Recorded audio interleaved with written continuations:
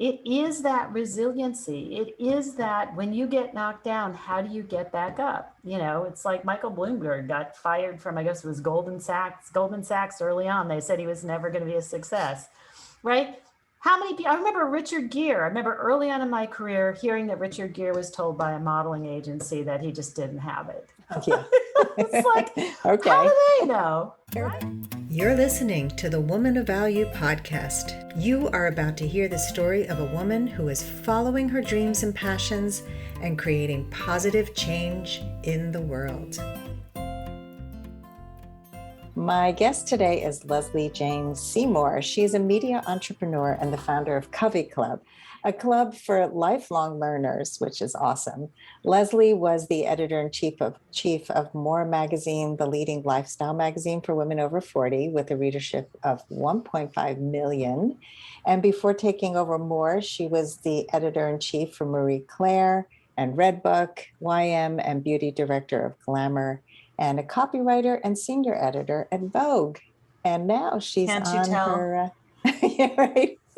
She's on her next act. And we're going to talk to her today about it ain't over till it's over. Yeah, it's my mantra. Yeah, I love it. So Lesley, let's start with, what does a woman of value mean to you? Well, I think we're all women of value. And I think, you know, having worked with women my entire career, if we were equal out there, I discovered this the other day. I was like, you know what? If women were truly equal, you wouldn't have had a career. Because I spent my whole career trying to convince women and the rest of the world that they did have value and that they were as valuable or more valuable than the men around them who had created this world that we're in. And it's been a continual fight, you know, from small things to large things. Small things like, you know, why do we pay more to have our dry cleaning done, all the way up to, you know, getting women into work and getting them paid properly. So women of value is a big word for us. And, you know, I'm hoping that our children's generation won't struggle with that word. I'm hoping they will know their value and that they will assert their value. And I find a lot of these young women are very strong about their value. They're not going to take crap from anybody, and I love it. They don't take crap from me either, or their mothers, you know, but I think, you know, maybe this next generation, they feel it more internally. They feel they can contribute. They know they can contribute. They're not going to put up with the stuff that, you know, that we put up with. You fought for the rights for your daughter to have this ability to speak up. And yes. I love this perspective, because I never thought about it, but my whole career is based on the same thing. And it's like, we would have been out of it. We'd have to be electric engineers or something. Like, right. It's going to be a lost art, like a lost art of representing half the population that's considered a minority. I mean, yeah. I mean, hopefully, wouldn't that be great? The true work ourselves out of a whole job, of the whole career, right? Exactly. And that's the goal, is to have everybody be valued. Right. I'm not sure it's going to happen so fast. I think even in our generation of children, of our daughters, and I also have grown daughters, they still struggle. You know, there's still a lot of expectations that women do the majority of the domestic work. I mean, we had during COVID, hearing that. Right? Yeah. Yes. I'm hearing that. But I'm telling you, I do see change. And I'll tell you where I see it. I see it in things like what's happened to Andrew Cuomo with these young girls who worked for him, who turned around and said, oh, no, you don't. And it's the stuff that I lived with that. I had male bosses. They said all kinds of horrible things to me. They said, I mean, they were inappropriate with half the staff. What were you going to do? Quit your job, leave, lose your salary, be blackballed out of an industry? We just put our heads down and we ignored it. And that's why these older guys don't get it. They don't get that the world has changed. Now, maybe it's a small tip of the spear, I'm hoping, of these young women that are going to say, no, you're not going to put your hand on my thigh when we're at lunch. Yeah. You know, so it's not going to go away overnight for sure. And we do see that, I think that it really comes out. It's funny. I was talking to my girlfriend, whose daughter is in her 30s, just had her second child, and great husband. She's a psychiatrist. The husband fully employed in the financial area, and they're having this, it's like repeat of, oh my God, the men are like, it's your child.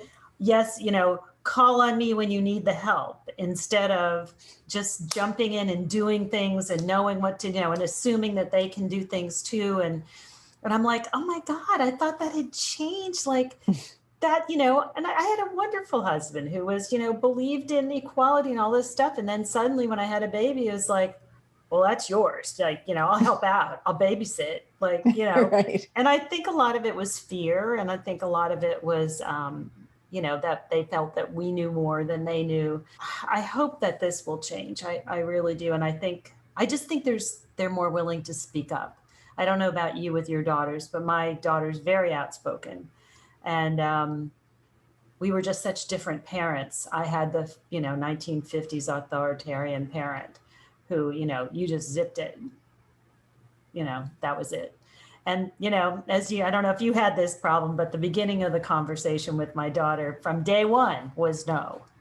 I thought she was going to be a prosecutor. It's like, you know what? You're going to have a great future as a prosecuting lawyer. There's going to be nobody who escapes any crime at all. She ended up she's studying to be a dentist, but it's pretty funny. They were just very different. I don't know. Was your daughter more outspoken than you? In some way, I was pretty outspoken. Oh, you were? Okay. I had a big mouth. I was quiet. I was like very quiet in school. Mm-hmm. Didn't raise my hand, mostly because I didn't want to be judged and be wrong. I wanted to be perfect. So I realize now why I was so quiet. But my mother was much stronger than my dad. Like she had a big mouth, but she was more aggressive than assertive. And I knew I didn't like that, but I looked up to her because she graduated college and then she went on for her master's and her doctorate. Wow. And so she reinvented herself many times too, which is what we're going to be talking about today. Mm-hmm. So I looked to her with admiration on those fronts. But when it really came to important issues, she did not speak up. And in fact, we've had many conversations about that because she knows that's one of the major parts of my work is the focus of helping people communicate more effectively and set boundaries. And she says, I wish I had the courage to do what you did and what you do in your life. So that was big, to have her say that to me. And yes, I have trained my daughters to speak up. And I think because this is my specialty, they don't always want to. It's almost, let's rebel against mom and not do right, whatever it is. Right. We're just going to be submissive just to make you mad. Right. That happened to me when my daughter was, she was 4. No, she was a little older than that. She was in grammar school and she was following this girl who I just didn't know this girl was a queen bee, right? And I was trying to coach my daughter into don't follow this queen bee who was kind of naughty. And, but I couldn't figure out, she wasn't that exceptional. She was just like bossy and then sort of ran the whole schoolyard and all that stuff. And I remember she was in the back seat. She was still in in the back seat. So she had to be fairly little. And I said, what you need to do is you need to be a leader. You don't want to follow. You want to be a leader. That's what women do. Don't follow anybody, be yourself. And then I hear this little voice in the back. She says, but I like to follow. And I'm like, what have I done wrong? What do you mean you want to follow? Now she's not like that, but I was like, oh my God, she wants to follow. What did I do wrong? So that's funny. Yeah. I mean, and following is okay sometimes, but sometimes, yeah, I like to follow at points. I definitely like to follow at points. But not to be a sheep and not to let other people boss you around and take away your power is really the thing. Right. And so it's, when in the interpersonal relationships and also at work, it's just Very Mm-hmm. important to assert yourself. And Mm-hmm. I'm a Mm-hmm. big advocate for that. Mm-hmm. So, Lesley, let's talk a little bit about that pivotal moment where you stepped more fully into your value. There are so many pivotal moments for me. I was lucky enough to find my career very early. I wanted to be a writer, so I knew that. I wanted my voice to be heard. As I said, I grew up in a very authoritarian family where I was just told to zip it. And I think my writing was my subversive way of, getting my story out, like, in Russia during the Soviet Union. That was my way out. And when I found that I could actually tell my story and tell other people's stories, that was a big awakening for me, and that other people would listen and other people were moved by that you could move people and change people. So, working in corporate life was great. I'm a chameleon. I can go either way. I like the structure. But it got to the point where I really didn't like, I had people above me, men above me, telling me what to do for a women's magazine. They didn't even know who the people were on the cover.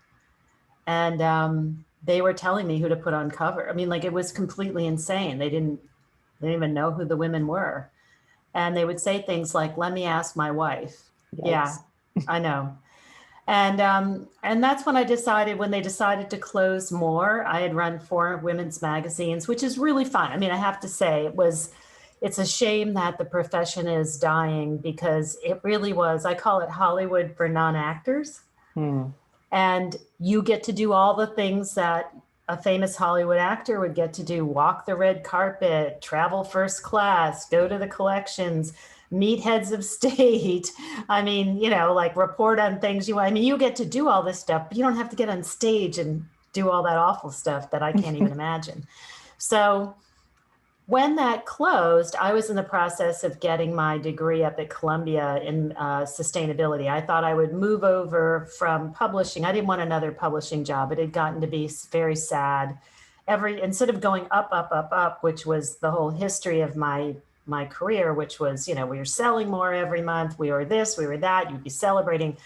It became this horrible decline of firing people and asking people to do more than their job and not give them compensation. And I'm not talking about a struggling startup like mine. I'm talking about multi-billion-dollar corporations telling women that they should work for free on the weekend because they don't want to pay for internet or whatever they didn't want to pay for. So I said, I don't want to do this again. And I thought I would segue over into the beauty industry in sustainability, because I said my sector is dying, which was publishing and magazines. Where can I go to a sector? Can I segue into a sector that's not dying but is increasing? And I had originally gone to college to be a marine biologist down at Duke. I had switched over my junior year to be an English major, just because I was really struggling in the sciences. I didn't have the grounding that a lot of these guys had. I'd been at a fairly old-fashioned women's school, and so I didn't have the 3 years of chemistry. And I was an okay science student back then, but a really good writer and English student. So I switched over. Luckily, I was able to make a fabulous career out of the English background. And then I thought, let me go back. I've always loved science. I've always loved the environment. And the environment had now, marine biology had come together with business to become sustainability. Sustainability management is, where are the win-wins between business and the environment, right? You've got to make these changes. Not everything is impossible, but you have to think of things in a different way. So it was a wonderful thing. I thought I would segue over, and they pulled the plug on More Magazine 2 years early. I was taking courses at night. I was, going as fast as I could, but they finished More. I thought I would sort of work it out so that there'd be a little, just handoff. So I literally had my readers came to me on my social media and said, do something else for us. And I thought I'd listened to enough entrepreneurs when I was doing More, because More had a lot of entrepreneurship, because a lot of women were being pushed out of corporate. And I thought, okay, let me see what I can do. I don't know what it is, but here, you tell me what you want, and I'll see if I can create it. So I literally made a survey, 54 questions, 627 people took it to the end. I took their ideas, I made a map, I ran with that. That was it. I took my severance pay and I said, let me make that, pay for whatever this thing is. If it doesn't work out, I'll go the sustainability route. So I literally, that April when they closed the magazine, I sat down at my dining room table and it was like, okay, I have to do research into women in the Congo and domestic violence there. I was taking a really interesting course about women in cities. Or I can learn MailChimp. It's like, that was my life for 2 years. And it was great. I mean, I have two different sides of who I am. I like the science part. I like the writing and communication part. So, and going back to school as an adult, if anybody listening is wondering about that and wondering, will I get something out of it? Should I do it? I will say it was the most fulfilling thing I've ever done. And because you learn such a different way as an adult and you appreciate everything as an adult, and you just, part of it is that you're not distracted. I mean, I'm surprised I learned a damn thing when I was, 18, because I was spending the whole time across the table going, does that girl like me? Does he like me? Is he going to ask me? I don't think I paid attention. I mean, I was just so distracted, right? And now as an adult, I'm in there to learn and I'm paying a shit ton of money and I'm going to learn. And I would see these kids next to me because when there was age range, you could go all the way up into the 60s like me, or you could be in your 20s in these grad classes. And there were some kids sitting there on their Facebook pages. And I was like, I'm going to write to your parents and tell them you're on Facebook.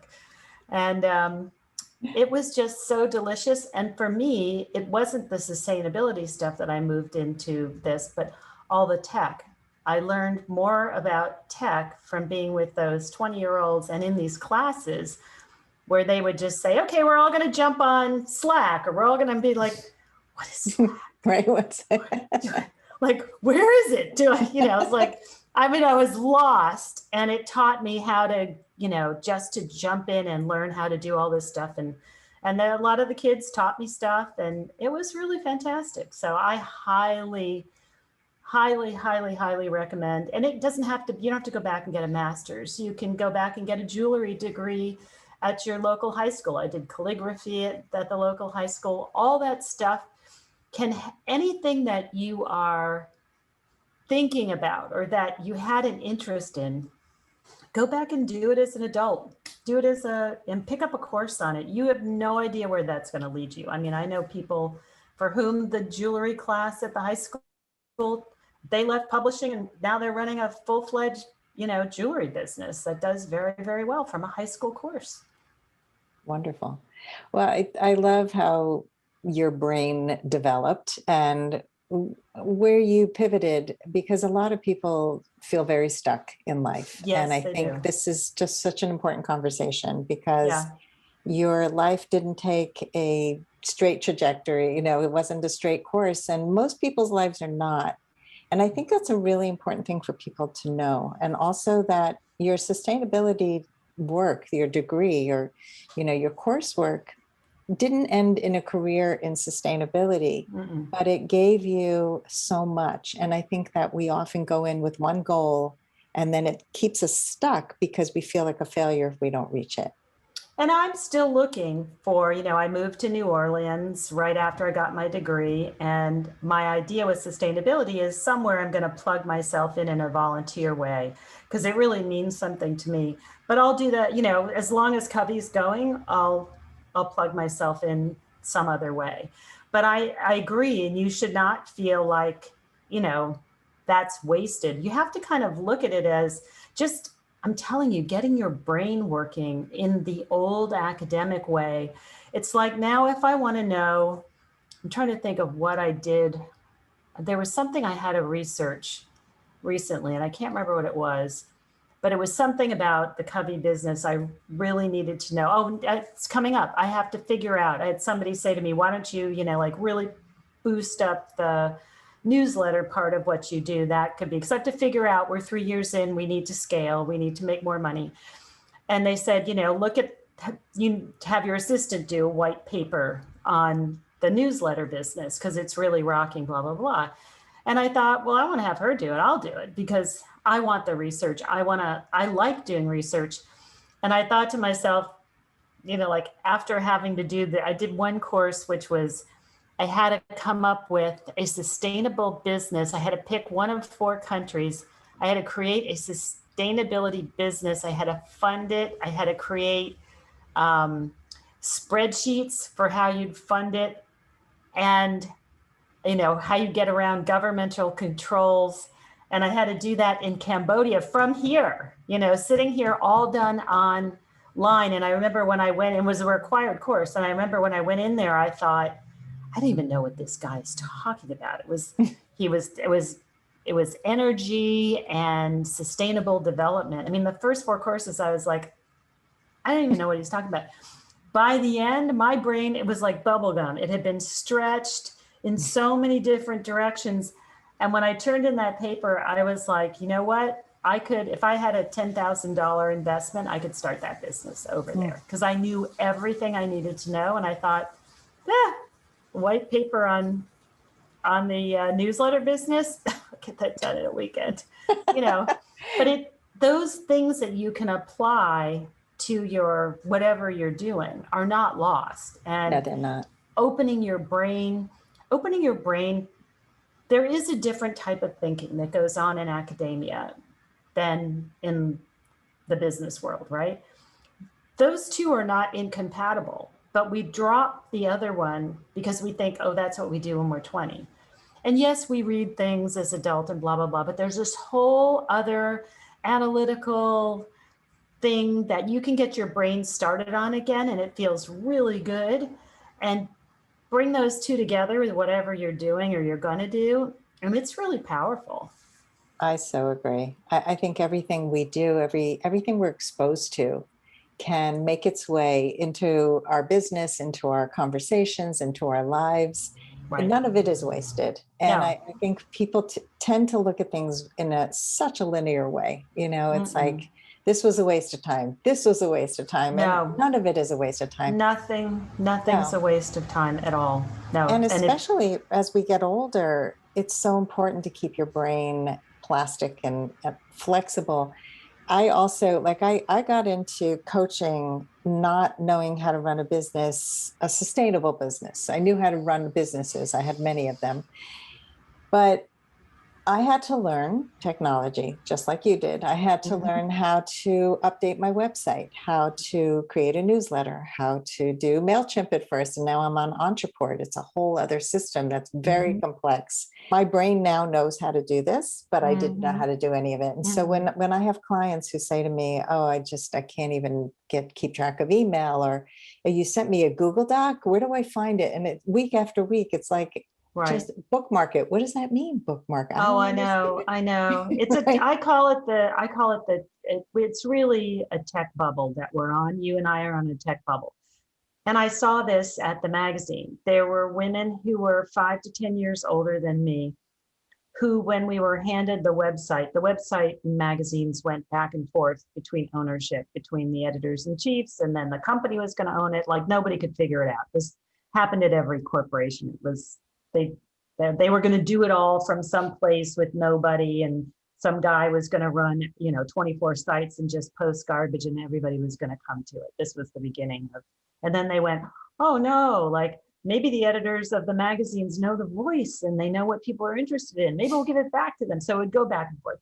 But there were people even at Moore, who were maybe 10 years older than me, who decided they were never going to learn any of this.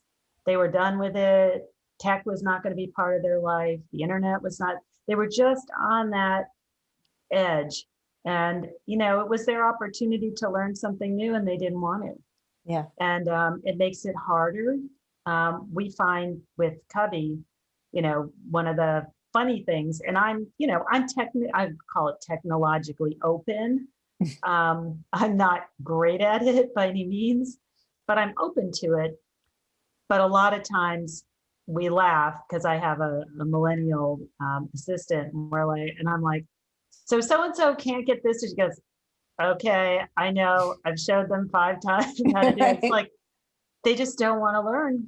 And if you don't want to learn, you're going to be hampered. It's just that's the way it is. You have to learn the basics. Like even if your life will be, you can't ignore this where we are. So there's so many great tools out there if people are Yeah. open to learning, You and have to really be having open. that, right, the growth mindset is everything. But that, don't you think that Sandy growth mindset is the whole thing to aging? Yes, I mean, absolutely.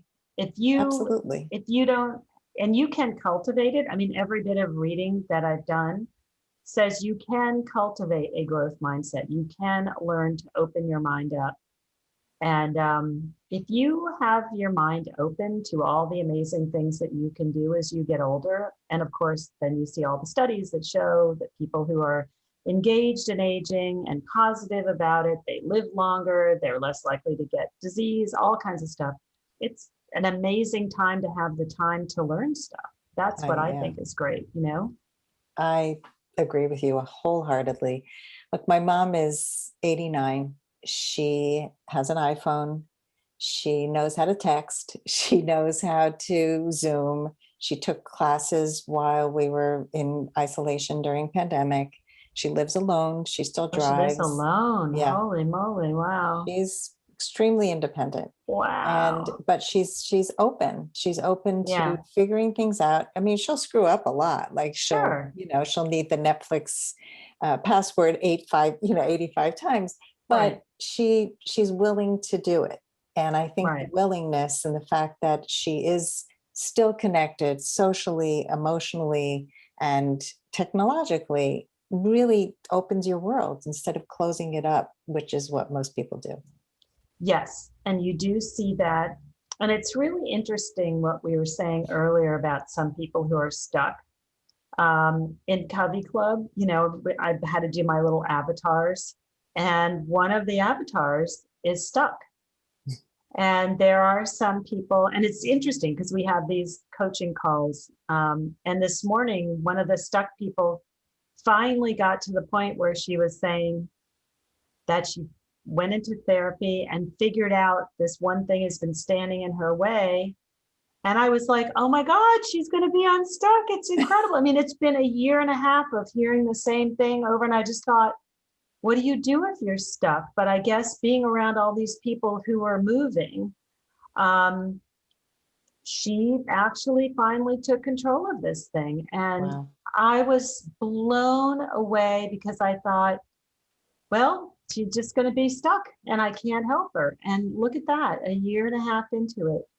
And she is going to attack this thing and she will move beyond it. And you can change. And that is the wonderful, even if you're stuck, if you get in the right, I think you have to be with the right people and you have to be with other people who don't think being stuck is the end and Yeah. that you can find your way out of being stuck. You have to recognize you're stuck. She finally did, like a year into it, she realized she was stuck. She was saying the same thing over and over.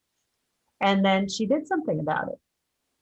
And I was so blown away because, well, we all know those people. We had those, people can be stuck at any age. And, all those girlfriends we had who went over the same old story over and over. Like I finally got rid of those ones. I was tired of the story, But to be older and to realize that you can still control how you approach things. You can't control what happens to you, but you can control how you respond to it.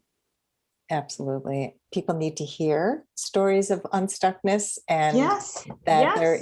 there is hope for anybody if you are willing to recognize the stuckness, like you said, surround yourself with people who are positive and who are unstuck, Yes. and get the right Yes. support. So there are Yes. fears and there are beliefs that we carry with Yes. us, and Right. we have to look at those in order to really get to that next level in our lives. And I see it every day in my coaching. Yes. It's like amazing to see people who have attracted toxicity in their life on Yeah. every level, both Yes. romantic relationships, Yes. friendships, work environment. I Right. mean, there was a woman who she was just trusting of everyone. She just Right. thought, people are good.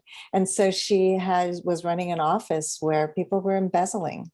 She had heads of, I mean, it was terrible. She really was in debt. She was, Oh my so, goodness. she had to change everything. And she had been married to a man who was a narcissist who had taken advantage of her good nature. And she learned through working with me how to improve her office, how to really ask the right questions when you're interviewing. I mean, there's so many things we can do to prevent ourselves from being duped, from repeating patterns, over and over and over. Repeating Right. patterns. I mean, look, I'm a veteran of 25 years of deep therapy. Until you are aware of patterns and aware of the grip that patterns have on you, and until you're aware that the patterns you repeat actually have a positive outcome for some part of you that wants to keep telling that same story of how I'm always duped or how I'm always, you have to get to that. And if you don't, or if you're too afraid to look at that, that's the thing that just really drives me nuts is all these people are, like, oh, it's weak to go into therapy. Like, actually, it's not. That's confronting your stuff, confronting your crap is really terrifying. And actually just swinging with the old stuff is easy. Yeah. It's, just hiding your head and continuing to be miserable is easy. Confronting it's hard. And that's part of it. But what's really interesting, Sandy, is because I came out of the therapy world and I understood the value of that. But what I didn't like is there was nothing that moved you forward. It was just all backward looking. Yes, you have to understand some of your motivations, all that stuff, but there was really nothing moving you forward. And then when I got out of corporate, I started getting surrounded by coaches and all that stuff. I was highly skeptical. I was like, oh, coaching's the next real estate. Like people I know who should not be coaches are coaches, right? They can barely handle themselves.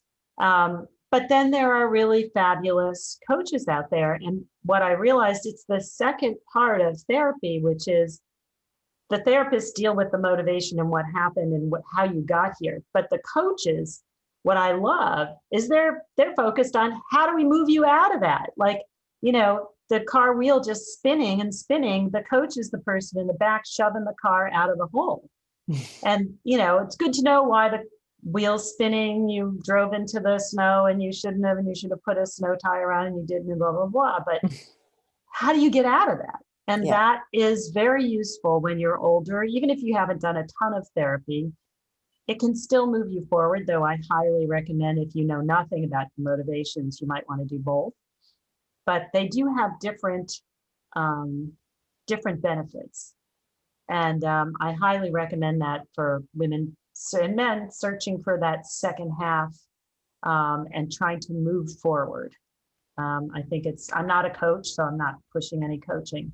But I do think if you find the right people, it can be life-changing. Yeah. I mean, that's really what motivated me to become a coach. I had gone to therapy a lot and I kept saying, what do I do? Just right now, what do I do? They won't tell you. And they're like, that's not my job. I don't know. I was a what do I do kind of person. Like I wanted to move forward. Right. Me too. I can see that. And, and so I just said, I want to do something that's going to really change people's lives. I want to give them the tools that they know they didn't speak up enough, for example. Well, how do I speak up? Oh, there are actually scripts and tools and ways to process my feelings and needs. And because I see it so much. Like if you watch any reality show on relationships and you see people saying, oh, just stop doing that. Or just stop it. Or don't have conflict in this way. Well, what do I do instead? I don't know. And so if you've been hardwired to do something your whole life and nobody's telling you how to break that pattern, you will continue to go back to that because it's safe. What you're comfortable with. My very first therapist said something to me I will never forget. And it was probably the second or third time I saw him. And he said, if you grew up with shoes that pinched, when you take them off, your feet are going to hurt. And it's such That's a, good. of I like course, that. you totally understand what that means. Yeah. And it's what you grew up with, what you got comfortable with. Yep. Yeah. That's how you see it all the time with dating. I bet. People, oh my God, they get into one toxic relationship after the next. And it's because they grew up with toxicity. They grew up Right. with a horrible home environment, and that feels familiar. And so they keep going Feels back to familiar. it, even though it's Right. painful, it's familiar. And they It's just, familiar. and then when somebody shows up who's together and secure and treats them well, it's like, ew, that's not enough for me. There's no Right. drama in that. No And drama. feels, Oh my God. right? I remember wanting drama. Oh my God. I Yeah. remember before I did my therapy, I Yeah, wanted right. drama. But, Drama feels yeah. exciting, and it Yeah. feels like, wow, No. that's romantic. No, it No. is not. No, It is not at all. right. Been there, done that. Exactly. So Lesley, tell us what's going on with the Covey Club now. You mentioned maybe going into a newsletter. Tell us about the present. Yeah. So CoveyClub was born out of More Magazine. The idea was to take the More concept of, hey, what's next for you, and show you all these possibilities, but make it digital, because print doesn't work anymore. We can't afford it. It's too expensive. No, and that's why print is going out of business. There are no advertisers. Google and Facebook ate up all the advertising. And so basically we have original content, which are a lot of essays and great how-to pieces written by the same people who wrote for me at More, and then others. We have teaching that we do a couple of times a week, where we bring in people like you who came to talk about dating. But we're teaching everything from how to better do your LinkedIn page, to how to write a resume today, we'll do everything to do with lifestyle. We'll talk about how to live a healthier life. We'll talk about menopause. I bring in menopause doctors. Whatever it is that's on our minds, I'll bring in an expert. It's just an hour. We've been doing it virtually way before the pandemic. In fact, I was so happy that the pandemic got everybody onto Zoom. We've been doing Zoom for years before, but I always had to instruct at the beginning of each Zoom to say, here's your panel, here's what. Now I'm like, I threw that out. I'm like, I don't have to say that anymore. It's great. So we teach, we do live events. We're slowly bringing our live events back. I'm going to do a big event here in New Orleans in November. And we do a retreat every year, and then we'll probably do some regional stuff starting in 2022. People aren't really ready to come together yet completely, so we'll do that. And then I have a podcast, which is called Reinvent Yourself with Lesley Jane Seymour, and I've interviewed over 150 women now who talk about their reinvention stories, and it can be anything, and it's not just career. It can be leaving a violent relationship. It can be losing 200 pounds. It can be, because reinvention can be all kinds of things. It can be, being an empty nester and trying to figure out if you want to go back into the workspace and become an entrepreneur. It's all those kinds of reinventions. And what I've learned there was a lot of interviews of those kind of people at More, but I didn't do them as podcasts. And really what you learn is that it really doesn't matter where you come from, how much money you have, what your background is. You can reinvent yourself. You just have to be clever about it. And you have to ask for help.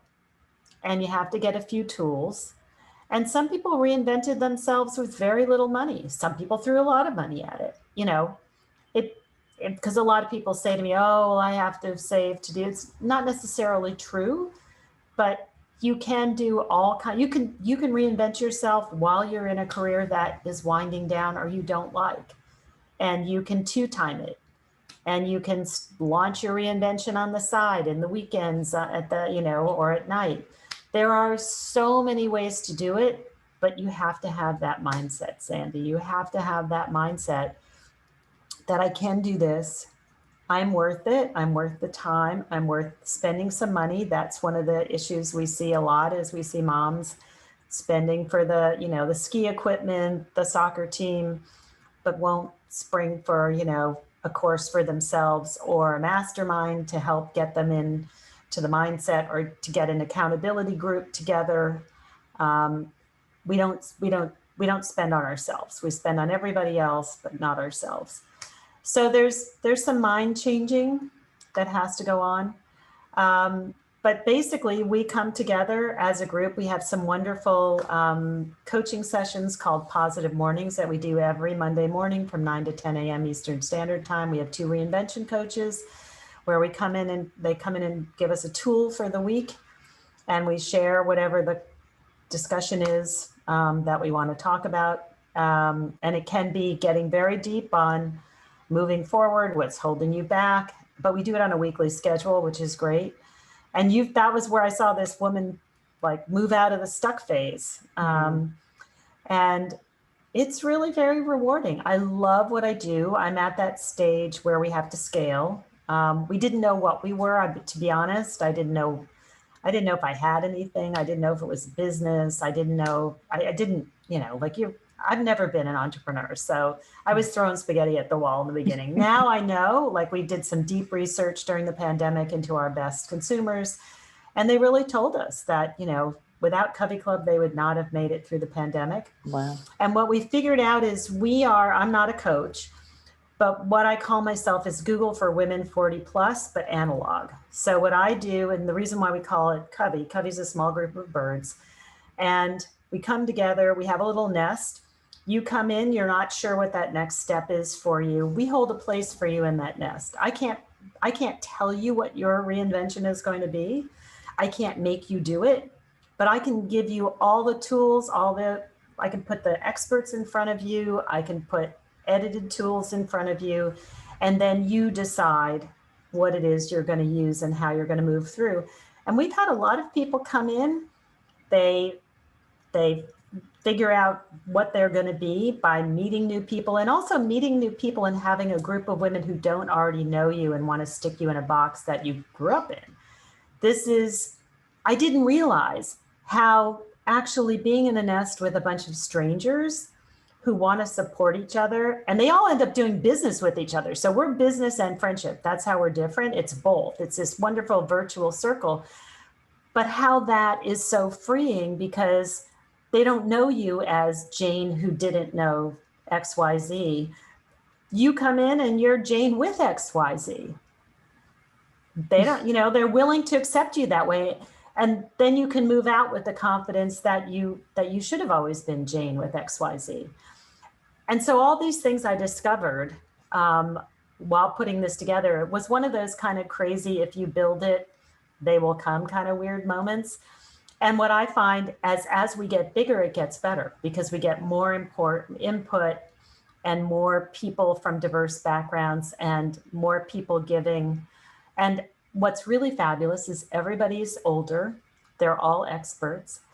I need a social media person help. I go to somebody in my club. She's already done. She's like worked for all the top beauty companies. She's worked for top magazines. I hire her to be my consultant. Like, why would I go looking somewhere else? And this is what everybody does.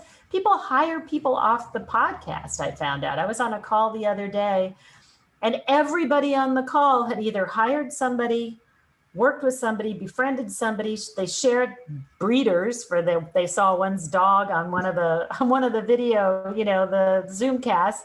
Now they're sharing breeders. So it's just, you say, how can this happen virtually? It does. And then we do our live events where everybody's going to come together and meet each other. We're going to do an event here in New Orleans in November, and then we'll start the bigger events. People want to wait till the spring of 22. So we'll have we usually do a retreat to a spa. So much going on. Wow. I know, it's crazy, right? It's crazy. Well, what I love about it is you had an audience. You had an audience and you had a direction with More Magazine. And then you took that audience and you put it into a new channel, and then Right. It grew from there. Right. A lot of people start and don't have any clue. And Right. you still were reinventing and figuring it out as you went. And I think that's an important thing for people to hear, that you didn't have all the pieces, right? We never do. Totally. And, right. So people Totally. they wait until they've had, another 6 years of education. And then I have to, right? Just do it. You just do it. And Sandy, I've fallen on my face 100 times. I mean, everybody told me in the beginning when I left publishing, because I have to make this a business. This is not a charity. If I'm going to do a charity, I'm going to do a real charity. I'm not going to do this. This is a business. And people said, no one will pay for just better content. And I came out of More, which had, stellar award-winning content. I was like, maybe if I make more level content, they're going to pay for it. No, I made my first outing you're going to laugh. I was making a magazine a week, fresh content. I was paying people the same amount of money that Vogue paid. I was getting original illustrations.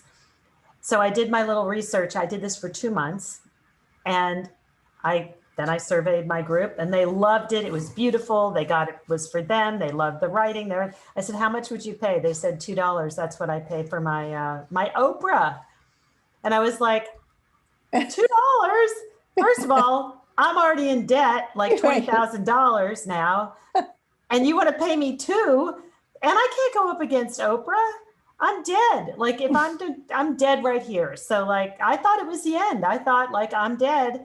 And what was so interesting is I said, oh, well, I always knew it was a club. I called it CoveyClub for a reason. I knew it was something else. And I said, let me just lean into the club part of it. And what does a club mean? And I started exploring that, and we went back into the club aspect of it. And we started doing our little stage interviews, which were done over video once a month. We would do those. I would have somebody important once a month.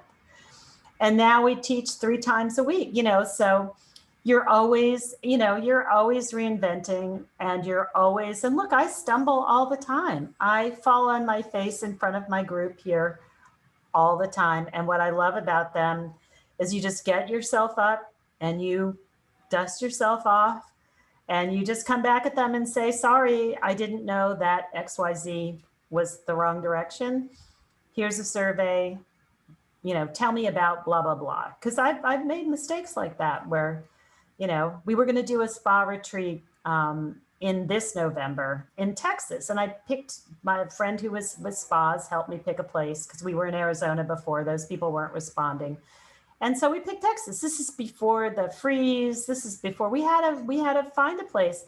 And of course, when I put the thing out, which was like a month ago, I had people come back to me. They were like, why did you pick Texas? I'm rethinking my CoveyClub thing. That's so outrageous. They're not treating COVID right. Oh. And I was like, oh, like it crossed my mind, but I was like, I didn't realize that would be such a big problem for people. And, I felt like a turkey. But whatever, and I went back at them and said, hey, we're going to think about better timing and maybe a different place. And, and so now they're going to come to New Orleans, and then next year we're not going to go to Texas. And because mostly they were afraid of, it wasn't that they didn't want to be in Texas. They were afraid that they didn't take the virus seriously. Yeah. That there would be future issues with that, which was very interesting. So. Yeah, but so what I love about that is, again, you throw spaghetti at the wall. You don't know until you try, but it's how you recover. And this is true about everything. Always. I think it is, because if you're so attached to this is the thing that has to happen, and then you can't take the feedback, right? That's what people with a fixed mindset would do. They would say, this is the way it has to be. And if you don't like it, tough. Right. But you're like going, these are my people. I'm listening to them and I'm getting feedback. And that means I have to rethink this. And it's such an important part of entrepreneurship. I mean, I've reinvented so many programs because they weren't working. And, you put a lot of effort into it, and then you pivot and you go, okay, this is more resonant for people right now. Right. Let it go. Move on. Do something that works better. So yeah, it's just so important for people to hear this. I think and you model for people in your club, this is what entrepreneurship looks like. This is what running a business looks like. It's not all rainbows and unicorns at all. And you don't know, and you make mistakes, and it is what it is. I mean, as we've learned, Sandy, I mean, look, I've been fired from one job. I've had, 2 instances of jobs that were eliminated and closed. We don't control any of that stuff. It is how you respond to it. It's how you bounce back. And I remember halfway through being an editor-in-chief, I think it might have been of Mary Claire, when I sat back and looked around and I thought, where were all those women who made it? They had made it before me. I was slow to the editor-in-chief area because I was really happy being a writer for a very long time. I really loved writing and I was happy with that. A lot of other people wanted to get to the top really fast. And then a lot of people exploded. They got fired. They had an affair with the top guy and they were pushed out. I mean, like there's like 1,000 different stories, right? But they left the playing field. They never came back. Mm. And I remember when, you know, I got fired from Mary Claire because I was the monkey in the middle between two large companies that had never worked out their partnership. So it was a 50-50 partnership. And I was a ping pong ball. You know, the French would call me up and say, oh, we want to go upscale and sell blah, blah, blah, blah, blah, blah. And then my boss would go like, we're going downscale. We're selling tons of stuff. Put that sex line on there. I want it to sell. And you'd be like, well, the French sell. I don't care about the French. And they were in a 50-50 partnership, which I didn't understand. I didn't understand. And I was the ping pong ball. I was the monkey in the middle, actually. And it's really difficult. Those things are hard situations. They're hard to recover from, but it is getting up again. I decided I was not going to disappear after that. I was going to use it as a learning thing. And when you look at all the women who, not just women, there's men out there, but I deal mostly with women. It is that resiliency. It is that when you get knocked down, how do you get back up? You know, it's like Michael Bloomberg got fired from, I guess it was Goldman Sachs early on. They said he was never going to be a success, right? How many people, I remember Richard Gere. I remember early on in my career hearing that Richard Gere was told by a modeling agency that he just didn't have it. Yeah. It's like, okay. How do they know? Right? They don't know. Yeah. And so you have to, you know, persistence. And I know we've used this word before in politics and everything. And hanging in there there's a huge, huge, huge lesson, especially as we get older, in being persistent and hanging in there. And there are many times with Covey when I wake up and I think like, oh my God, I'm not going to make it this week. And I'm like, you know what, just persist. Yeah. Hang in there, see where it takes you. You don't know. You don't have an answer on that. Don't make a prejudgment. And you'd be shocked at how far that can take you. And you have to stick with these things longer than you think. Mm-hmm. You know, it's not, I mean, and I'll tell you this from all the writing I did at Vogue and everywhere, how many celebrities I interviewed. And the first thing out of their mouth would be, yes, I'm a 20-year overnight sensation. Right. You know, 20 years I've been working on this, but yes, I'm happy to be known for this now. I'm so glad I finally made it, but it's been 20 years. Yeah, it doesn't usually happen quickly for anybody. No. What I talk about is always having a reinvention in your back pocket. Mm-hmm. And anybody who doesn't in today's world, which moves so fast, is foolish. And you should have a year's worth of your salary in your bank somewhere that you could live off of. And I can't tell you how many times I've gone around and done this conversation, and there will always be some women that come up to me and they go, well, I've been with this bank. I've been 25 years. They love me. It's like, I'm like, that's great until the bank gets bought, and it does. And the bank gets moved to Anchorage. It's not about you. It's about what happens. Right. And you need to be prepared. And what I always say is have that preparation for a second act in your back pocket. Have some money. Have something else that you've learned or studied or that you think you might like to do in the future. Also, because we are living longer. You're gonna, if you're smart and intelligent, you're gonna get freaking bored with that other thing. It just gets boring. And you're gonna want to do something else. And if lo and behold, you end up being a lawyer for the rest of your life and you die with the law degree, buy yourself a house, buy yourself a car with the money, but have it there. So in case something happens to you that is out of your control, or you decide, I don't want to do this anymore, you have the ability to walk away. And that is one of the advantages I had when I started CoveyClub, was that I could say, okay, I put away enough money. And if, I'm going to choose here between what I'm going to do next. I thought it was going to be sustainability, but I'm going to give this, this entrepreneurial thing a chance. And I was able to do it because I put away enough money. But I knew that I was very aware and very honest with myself that publishing was in trouble. Yeah. There were a lot of people who, I don't know if they were really shocked or unable to be honest with themselves about an industry in decline.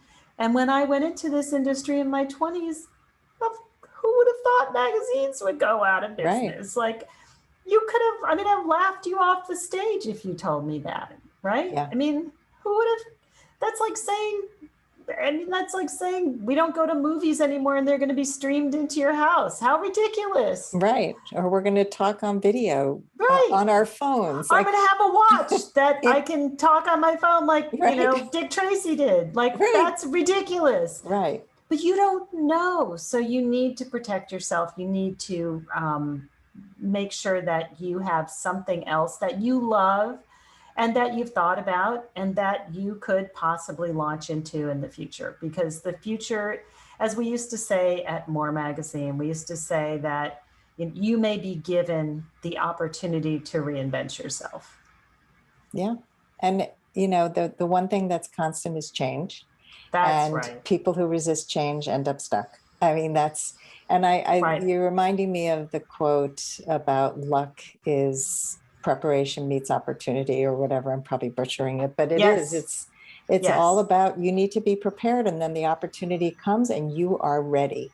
And I remember hearing that from one of my coaches, and I started to prepare, like, here's the bio, here's the list of questions I'll answer on an interview. Here's where, I can fit myself into whatever opportunity comes up because I am ready. And many people just don't take the time to get ready. So I love this conversation. It's exhausting. It's exhausting to be ready, and it's painful to be ready, but you need to be ready. And in many cases, I say, please come and listen to all this stuff 2 years before you need it, because that gives you a 2-year runway. Yeah. Do your work on your personal brand. We talk a lot about that. We have a lot of information at CoveyClub about that. All those foundational things. Make sure your LinkedIn is up to date. All that stuff. Get it done. Have it so you don't have to spend a year doing all that groundwork. Right. And then you're prepared. And look, again, if nothing happens, so you got a great LinkedIn. Yeah. You've got like a great bio, and for when you write a book or whatever. But you never know. You don't know, and it is exhausting. And people are so overwhelmed. They're like, oh my God, who needs another job, which is thinking about what's next. Right, but you can also pace it. You don't have to do it all. That's right. And better to pace it and to not be forced to do it all at once. Yeah, I agree. All right, well, we're heading into the lightning round. Are you ready? Okay, I'm ready. I'm always ready. Okay. Fill in the blank. I used to think I wasn't blank enough. That I wasn't clever enough. I was told, I wasn't strong enough, that I was like too nice and that was going to be the end of me, that I couldn't get to where I wanted to be. And they told me that at Vogue. And I left there and decided I have to be me. I can't be anybody else. So I'm going to have to deal with this. I like being a nice person. I'm sure, look, there are people I had to fire or whatever in my course of my career, probably have voodoo dolls of me around. But in general, I've always believed in making the best of other people. That's been my secret sauce. And because that's what I want people to do for me. But I was told I was never going to make it because of that. The nice girl can make it if she, yes, right? And you have to be tough.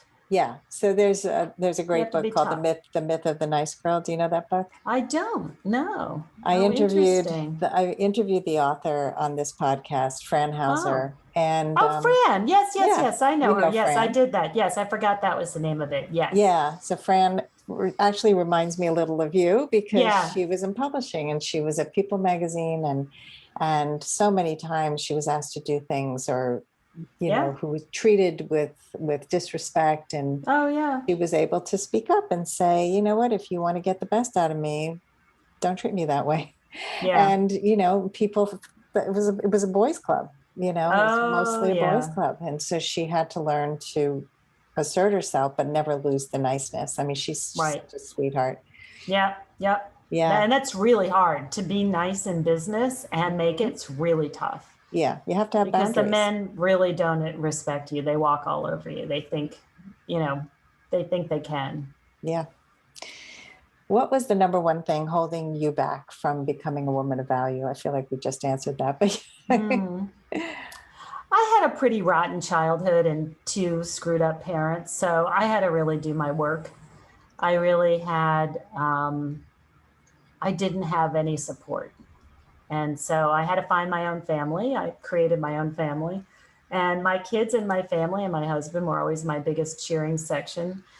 And that was the real thing, was finding another and realizing that my childhood was not my destiny. yeah, that's another myth that Right. I think people who have a fixed mindset say, well, that's the way it is. It was the way I was born. I can't help it. I came from this, so I'm doing this. And I remember having a conversation with my mom about martyrdom. And man, did I hate the whole martyr victim thing. And so I was talking to Me her about too. it. And so she said, well, I can't help it. I come from a long line of martyrs. My grandmother, my mother, we were all martyrs. And I said, yeah, I had the same line.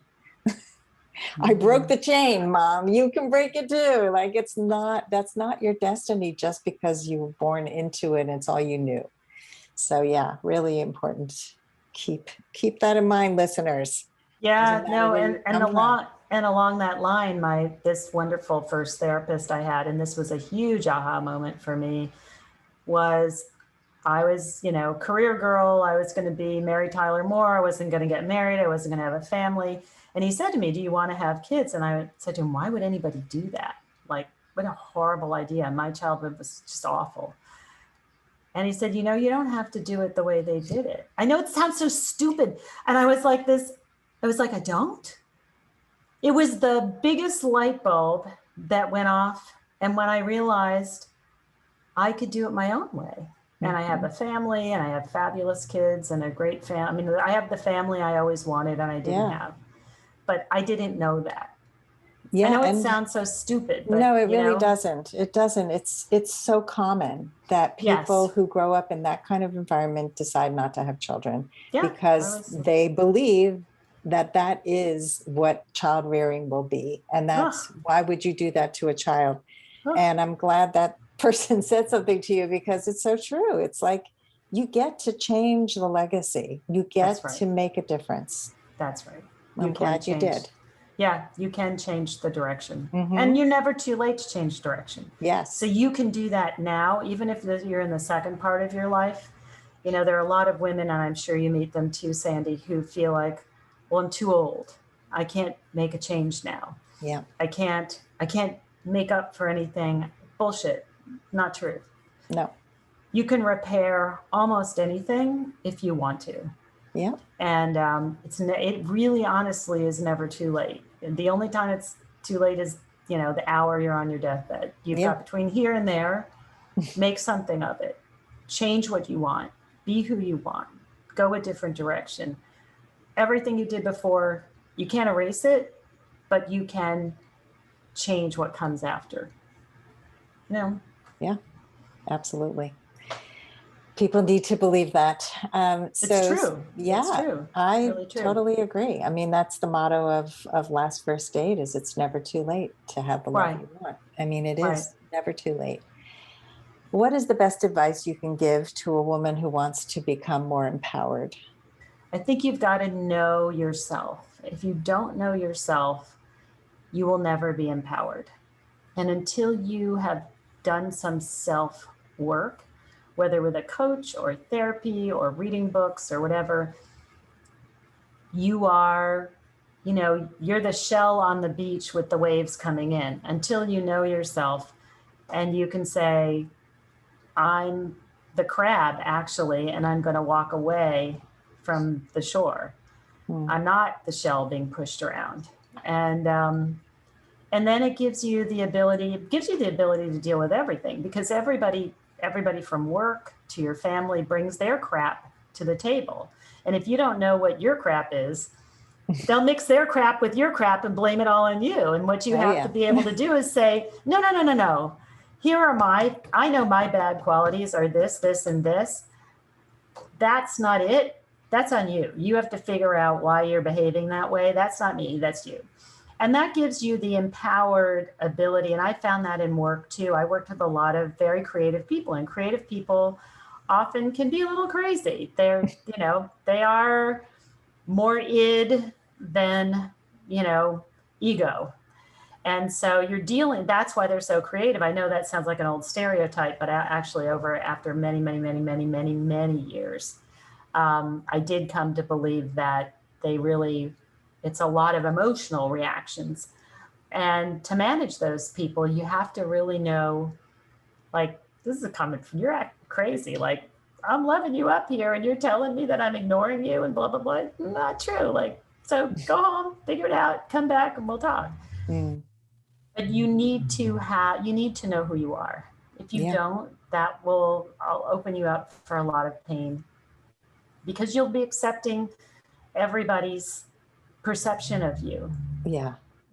And you need to know not everybody's right. They're wrong. You get to decide who you are, not everybody else deciding who you are or what your value is. And sometimes they're wrong. Yes, often they're wrong. Right, because they're projecting their own insecurities on you, like you said. And it's important to delineate the difference, and what's on my side of the street and what's on yours. And, we take care of our side, not each other's sides. So that's such an important lesson. I love the idea, the analogy of the crab walking away instead of being knocked ashore, because it's really true. I felt like that little shell my whole life until I did my work. Wow. And then I walked away. Yeah. You little crab, you. So Lesley, what advice would you give to your younger self? To know that what I was going through was not the whole world. And, that once I got out of where I was and myself and that point of view, that the world might see me differently. And it was pretty torturous as a teenager and all that stuff, and relying on what your parents said about you or thought about you. And I wish that, it would have been a very hard thing to absorb at 13, to understand you have two crazy parents. Like, they're nuts, both of them. So crazy attracts crazy. I know you think you got one bad one, but they're both bad. They're both nuts. Once I realized that, then my life became immediately better. Mm-hmm.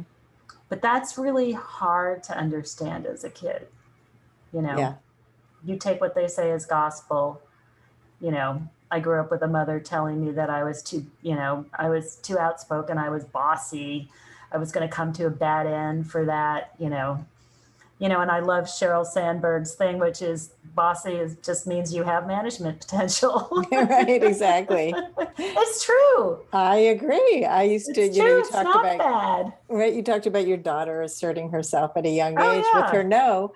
Yeah. And I had a daughter like that too. And I for a long time, many years, I was like, oh, she's so stubborn. She's oppositional. And then I thought, okay, she's headstrong. She's headstrong, like, you can really reframe it, because she is, and it's gotten her very far in life. But if I had continued with that rhetoric of, you are stubborn, stop being so stubborn, you're not listening to me, that is a bad message for a child. Right. So celebrate, they still have to listen, but you can celebrate their strengths.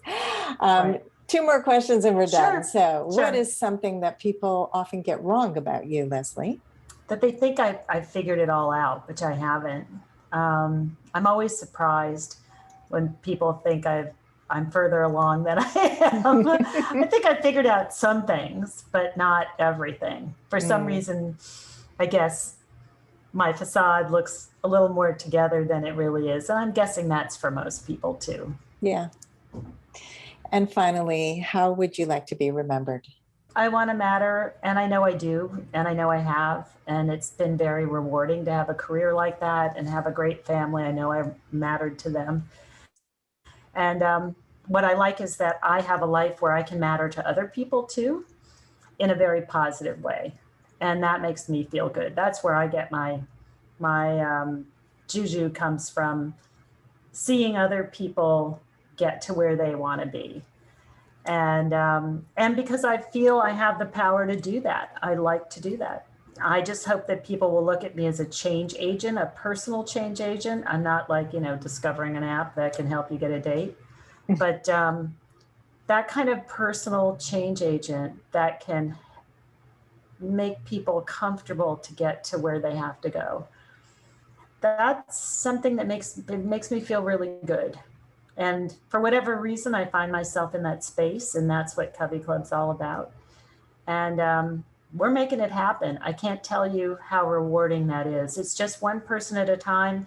Maybe it's 3 people in a month. I'd like it to get bigger because I would like to do that for more people all at once. But and I learn as I go. What was so interesting is one of our members wrote to us the other day, and she said, I'm so grateful to CoveyClub because you gave me the opportunity and the courage to go back and speak to this person who was holding me back. And I finally had that conversation. It wasn't pleasant, but I had it. I now feel like I can move forward. I don't know where I'm headed, but I feel like I've let go of the past. And I get goosebumps as I even say that, because I was like, it was a dawning of an idea for me where I was like, oh, so literally we can just hold a space for you. Sometimes you just need a space that other people hold for you while you figure it out. And we can't figure it out for you. But that terror of people who are, and I've been let go from your job, and the next day you're like, do I put on my makeup? Do I put on my high heels? Do I stay in my pajamas? That horrible unknown. If I can be that space where you can come to us and say, don't put on your shoes, don't put on your makeup, come here, be yourself. We'll figure out when you're going to put on your shoes and your makeup again. And it may be a year from now, and that's okay. There's a huge value in that. And that is what the Covey is. And I didn't even know it. That's what it is. If you think of it as a nest, that's what it is. Well, there's so many great takeaways from this conversation. Just basically, it ain't over till it's over. It ain't over till you say it's over. Till you say it's That's over. Right. Till you say no one else over. Gets to decide. Yeah. And there's so many steps that people can take to create positive change in their lives, to reinvent themselves, no matter how old they are. That's right. And you've shared so many inspirational ways that people can do it. You yourself have come from a very difficult past in many ways, not just your childhood home, but your many jobs that you've pivoted been let go stuff. of. And even with CoveyClub, it didn't start out as one thing. It became many things. And you were able to be open along the way, which is a wonderful leader to have for this wonderful organization where people can come and be supported in this little nest. Yep. So thank you so much. And tell people, Sandy. Oh, you're welcome. How can people find you? I know I have many links that I'll put up in the show notes, but what's like one of the best ways to find you? Well, come to CoveyClub.com, which is www.coveyclub.com, and it's COVEY. Covey is a small group of birds. And then also follow us on social media. You can find us, CoveyClub on Instagram, on Facebook. And then I have a crazy Instagram, which if you have a sense of humor, you will enjoy. It has nothing to do with my brand. I just became a memer during the pandemic because I have to laugh. I just have to laugh. I was going to cry. So you just go to Lesley J. Seymour, and it's Lesley J. Seymour. And that's my Instagram account. And it has nothing to do with anything, but it'll make you laugh. And I get a big kick out of that. And then, of course, we have our LinkedIn page. And CoveyClub really is come to the podcast if you're thinking of reinventing, which is Reinvent Yourself with Lesley Jane Seymour. And that's everywhere. And we're approaching 100,000 downloads. So we're getting there slowly. And you can pick and choose who you want to learn from. Thank you so much, and continued good luck with your wonderful organization. If you would like to step more fully into your value, grab a free copy of The Ultimate Guide to Becoming a Woman of Value on my website, thewomanofvalue.com. Just click the link at the top of the homepage. And if you haven't already done so, be sure to click the subscribe button in your listening app. And if there's something in this episode that inspired you, please share it with others, because the more we share these inspirational stories, the more women of value we will have in this world. I'll see you next time.